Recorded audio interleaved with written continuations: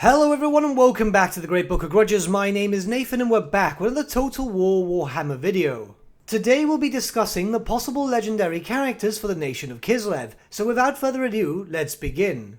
North from the lands of the Empire lies a land of dark pine forests and snow-clad wilderness, the lands of Kislev, ruled by mighty Tsars and Tsarinas. The icy realm of Kislev breeds tough and hardy people, not only because of the harsh climate, but also due to the constant threat from the north, where many chaotic monsters and savages seek to bring harm on their great nation. They are the first line of defense against the forces of chaos, and they stand proud as the staunch defenders of the old world. With Total War Warhammer 3's eventual release, and the fact that Games Workshop themselves are looking at reworking Kislev for an upcoming new tabletop game known as Warhammer the Old World set in the Warhammer Fantasy setting, it can be assumed that Kislev will eventually become a playable race, whether as a core game race or as a DLC race pack. But before we start looking towards the characters, it is important to note the following. Kislev was never really that fleshed out, neither both in lore or in the Warhammer Fantasy tabletop game, never having received an official army book but rather a small White Dwarf supplement, which in itself did not have that many units or characters. Also, please bear in mind that any minor characters that did not receive any models or artwork will be represented by generic images. Also, I will butcher these names, so I do apologize in advance. Firstly, we have Alexei Kovovich,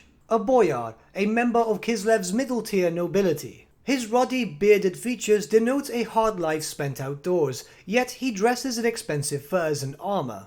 The man is also resentful of the Southern Empire, seeing them as having been kept safe with Kislevite blood, and only fighting when their own lands are burning. Yes, this is a very minor character with a very minor bit of lore, however this could be an interesting character to implement for the big Mortal Empire's mega campaign, as this would give Kislevite players a reason to have conflict with the Empire.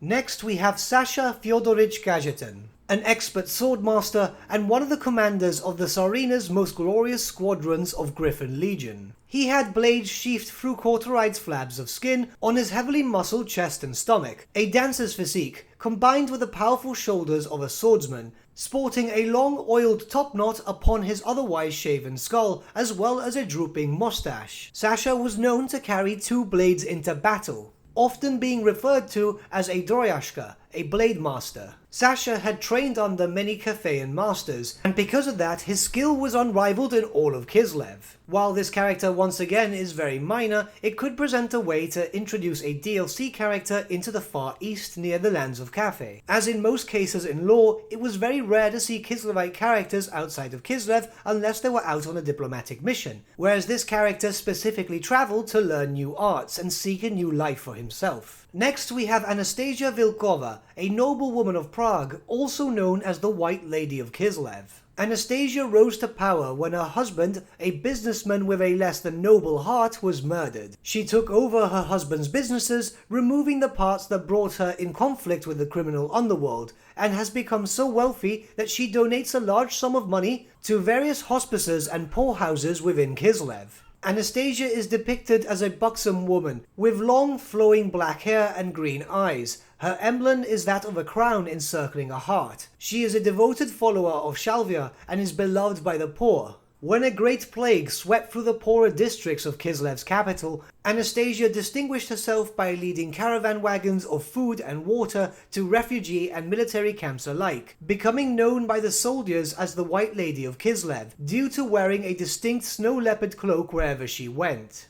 This is a fairly unique Kislevite character. Most of them are known to be, well, quite cold in nature, excuse the pun there. But it could be imagined a character such as this would have bonuses to public order and growth, making her more of an empire management character rather than that of an empire expansion. Next we have Pavel Korabik, a savage warrior having fought in the Northern Wars. A hulking figure with an enormous grey beard and a legendary fondness for alcohol. Pavel claims with pride that no Dolgan ever fights sober, going on to boast of riding into battle after having drank many a bottle. Now with a rounded belly, no horse can feasibly carry him. Not that he minds, joking that now he could carry the horse instead.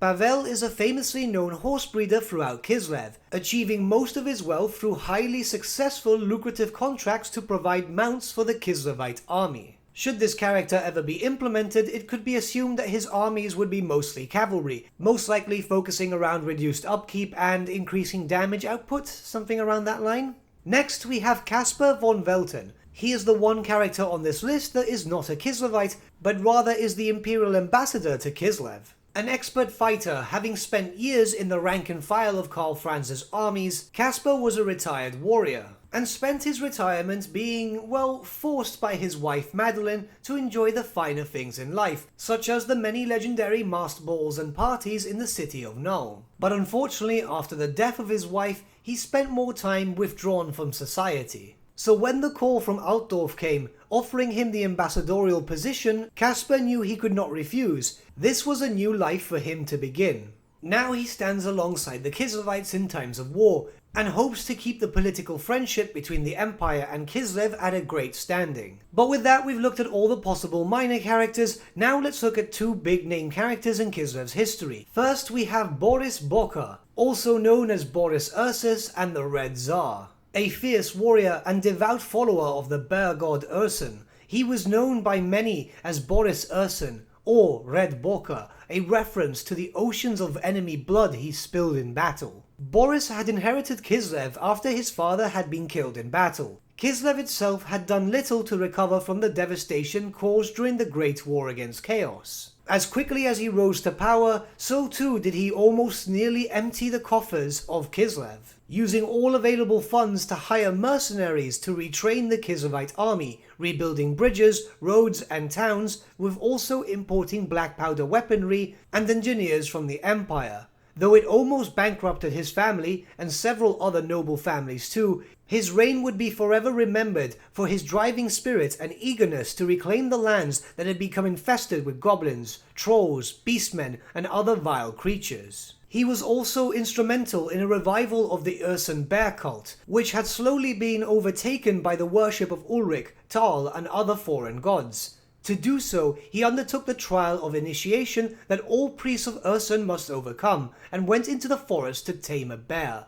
He was not seen or heard of for 18 days, and many feared he had met a gruesome fate in the depths of the icy forest. Preparations began for the coronation of his infant daughter Catherine, who was only 4 years old at the time. On the 19th day, they found his unconscious body. His still body was being guarded by a bear of gigantic proportions that would not allow anyone near. The Tsar himself was surrounded by the corpses of over a dozen wolves, with the surrounding snow drenched in blood. On the 19th day, Boris finally awoke, and the bear, now known as Erskine, allowed the party to tend to his wounds. Many tales have been spun on how Boris managed to tame this mighty beast. Erskine, meaning bear brother, is one of his many prides and joys, much like his daughter and the nation that he rules over. On the tabletop, Boris himself was a decent melee lord with a fairly high weapon skill and strength for a human and a very decently high toughness ratio. Riding upon Erskine, they were almost like an unstoppable force. In regards to his special rules, he had the following. First, Kin of the Bear God. If he led your armies, you may upgrade a unit of Corsairs into the Kin of the Bear God. This gave the Corsairs an additional attack on the turn that they charged, which can be assumed that the Kin of the Bear God would either be a specific unit that only Boris could hire, or as a regiment of renown. His armor of Ursun gave him a very decent armor save, but also every time he was attacked, he could make an immediate attack back, which could be represented in game by the more damage he takes, the stronger he gets.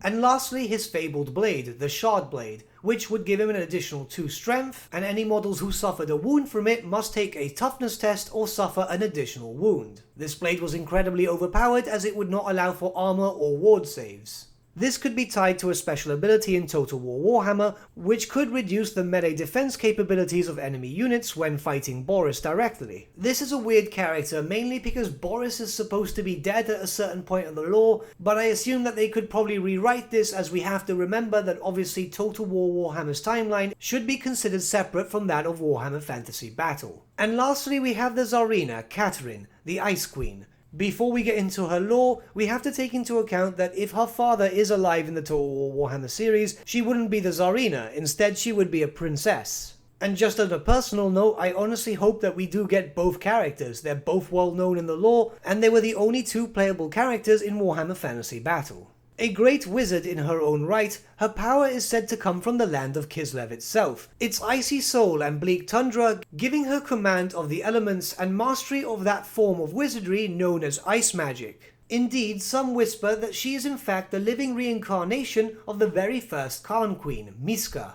Upon her ascension to the throne of Kislev, it is said that the Bokhar palaces have grown a new wing, half a mile long, made entirely of glittering ice. This wondrous creation would be beyond all but the most powerful ice mages, and it is here that Catherine remains for most of her time, granting audiences in an immense chamber of magically woven frost.